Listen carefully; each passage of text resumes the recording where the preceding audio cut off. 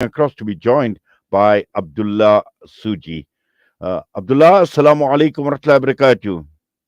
Wa alaikum salam wa rahmatullahi wa barakatuh. And thank you for having me onto the program, Inayat Wali. Yes, Juma Mubarak to you. And once again, Alhamdulillah, we've seen wonderful matric results coming through.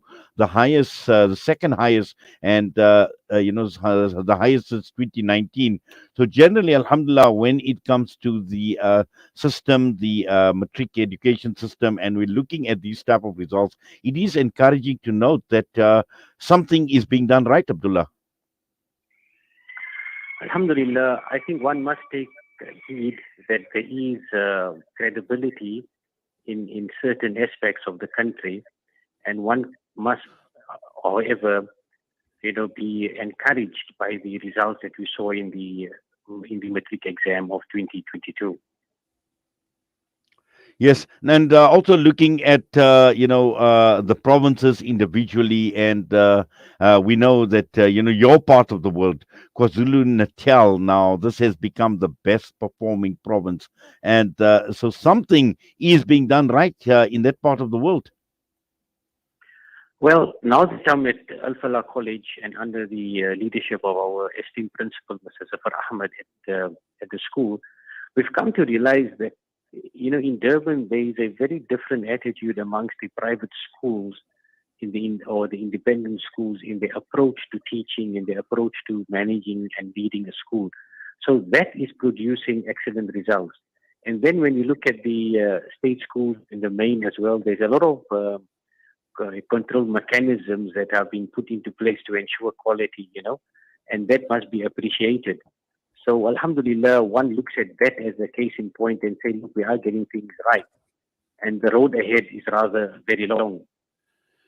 Yes, but also against a background of dealing with a lot of challenges, Abdullah. 2 years of COVID 19, 1 year of the worst load shedding ever. Now, all of this has had some sort of a negative impact on the learners. Many of these learners may have lost loved ones during the COVID time, and it hasn't been easy to deal and to cope. And then, obviously, with load shedding, having the necessary tools to study, all of these, despite all of these negativities, I would say these learners have still achieved exceptionally well. So absolutely, one cannot deny the resilience that the children have developed. And children, by the nature of things, are resilient because they do not see the world in the prejudiced sense that we see it as adults. And just to, for a moment, go towards the situation in Yemen, Syria, Afghanistan, Iraq, and look at how the children have come through this difficulty with great, great achievements in small ways, which have given them a reason to live. Because children feel that they have a future ahead which they must protect and yearn for. So, coming to South Africa, we see the same thing. However, our context is very different. So one must acknowledge the resilience of our children, the grit they have, the perseverance they have, and one cannot underestimate the parents who have instilled ambition and the zest for living in the children, and that must be appreciated, Alhamdulillah.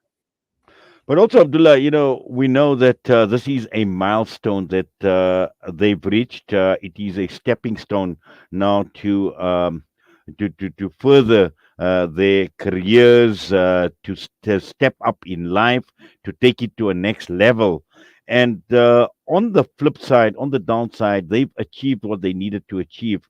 But when one looks at the opportunities, the lack of opportunities, I mean, what can a learner do with a matric today? Very little. And also at the same time, looking at the general economic climate in the country, the lack of job opportunities. We've seen over the years the numbers increase where we look at graduates who are sitting without a job. Now, this is on the downside. And this is something, it's good for the Department of Education to talk about the achievements in matric, but at the same time, they need to seriously look at creating opportunities for these learners. You're very correct. Approximately 923,000 children wrote the matric exam. And one has to look at where are those going to be employed. Of the 920,000, 26,000, 23,000 plus minus, only 126,000 will be taken into universities. Where are the rest going to go? So when you look at the economic climate of South Africa and the rest of what's happening in South Africa, a culture of employment, a culture of development hasn't taken root in this country in light of the corruption we see, in light of all that we are seeing failing in the country from local municipalities right up. So there has to be a tandem approach between education and all other sectors, which we are not seeing. So what we are going to see, sad but true, is a high increase in crime, in unemployment, and we are going to see a very disenchanted youth who are going to get edgy and frustrated. And unlike the youth of 76 who rose up against apartheid, which was an oppressive system, these youngsters are going to rise up against the ineptitude of a government that has been voted in. So we are really in a difficult position, and that is frightening. When there was a political system that was oppressive, there was a purpose for resistance. There was a need to persevere against all of those systems that made it successful as an oppressive apparatus. Now, how do you motivate a young generation to stand up for justice? And that is difficult because they have become so used to luxury, they become soft in terms of how we've been addicted to social media, TikTok, and the likes. So, Inayat, you ask a very important question, but one is to look at South Africa holistically and actually ask the real question. And I might not be very popular with what I'm going to say, but how do our results, 89% and all of that, compare on a worldwide platform? The fact that we're achieving all these aids, alhamdulillah, the fact that we're getting amazing results, alhamdulillah, it must show in the general country's progression from a what I'll call a developing world, developing first world country into a first world country. We don't see it. We still have pit toilets. We still have rampant unemployment. We have railway stations that have now become inoperative. So we have to look at it holistically and ask ourselves, would our graduates, and I think they would, the top bunch, the very few on the top would make it across the world. They would be successful at various points. But the general mass at the bottom, where are they going to be? Because that is what drives the country, the general masses. If they are upset and they are frustrated, what happens? So our institutions, which are universities, have to increase. Our further education and training institutions have to increase. And our skills development in this country have to increase so that we have more skilled people out there. And on this point, Inayat, we have so many foreigners in this country who are taking up the menial jobs and other jobs and leaving our people who are born and bred in this country without a job. Not that I'm taking sides here, but that is the reality. So we need to look at how our children can filter back into the army, filter back into the military as well, into the nursing sector, education sector. It's quite interesting to note the last article in the Sunday Times I read that the highest number of students enrolling are for education. So our universities have to be improved, so on and so forth. And once that happens, this country will be the breadbasket of Africa.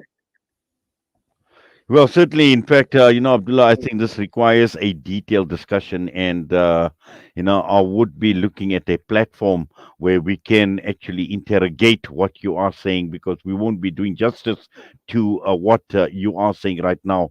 There's just so much more that yourself can contribute, and others can actually unpack on this issue, and hopefully, inshallah, at some point in time on one of the more detailed platforms, we definitely will be talking about this. But for now, sadly, we are out of time. And Jazakallah, as always, for coming on and for your time with us here on Salam Media. We wish you well, and have yourself a wonderful Jummah, inshallah, Abdullah.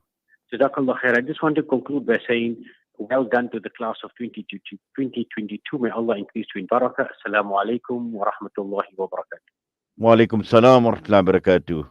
Abdullah Suji with us, and just taking an overall viewpoint on the matric results, but also more importantly, grave concerns with regard to the future of these hundreds of thousands of matriculants who have made it. Is there a future for them? Is there not a future for them in this country?